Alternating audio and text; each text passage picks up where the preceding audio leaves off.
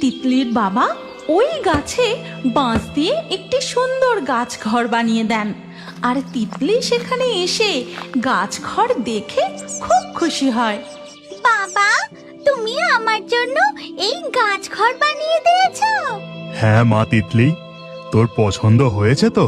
হ্যাঁ বাবা, আমার খুব পছন্দ হয়েছে। এই কথা বলে তিতলি গাছে চড়ে সেই গাছ ঘরে বসে। তারপর তার সমস্ত পাখি বন্ধুরা উড়ে এসে গাছের ডালে বসে। তারপর তারা তিতলির সাথে কথা বলতে থাকে। এইভাবে বেশ কিছুদিন কেটে যায়। একদিন সকালে তিতলি হাঁটতে হাঁটতে তার গাছ ঘরের কাছে যেতেই তার সামনে একটি বাঘ চলে আসে।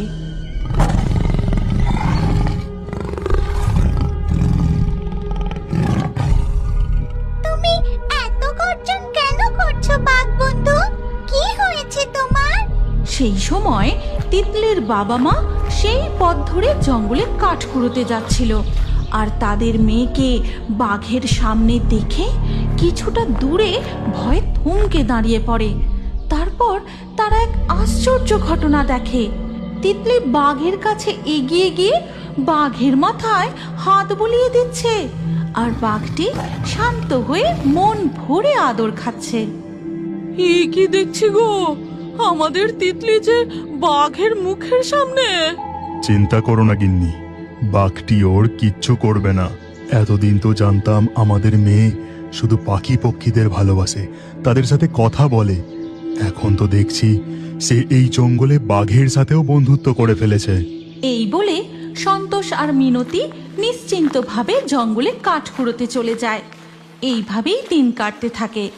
একদিন সকালে, মা, আমি গাছ ঘরে খেলতে যাচ্ছি। সাবধানে যাস মা, বেশি লাফালাফি দৌড়োদৌড়ি করবি না কিন্তু। ঠিক আছে মা, আমি চললাম। এই কথা বলে তিতলি প্রতিদিনের মতোই তার গাছ ঘরে চলে যায়। সেদিন তার বাবা মা ওই পথ ধরে কাঠ কুড়োতে যাওয়ার সময় গাছে আর এক আশ্চর্য ঘটনা লক্ষ্য করে। হ্যাঁ গো, আমি যা দেখছি তুমিও কি তাই দেখতে পাচ্ছ? হে ভগবান! হ্যাঁ গিন্নি, আমিও তাই দেখছি। এমন অলৌকিক প্রাণী শুধু রূপকথার গল্পতেই শুনেছি, আর চোখে দেখছি। আমাদের তিতলি কোনো সাধারণ মেয়ে নয়। তার আসল পিতামাতার পরিচয় বা কি? তিতলির পালিত বাবা মা দেখে যে গাছ ঘরে তাদের মেয়ের সাথে আজ শুধু পাখিরা কথা বলছে না, সেখানে দুই ডানাওয়ালা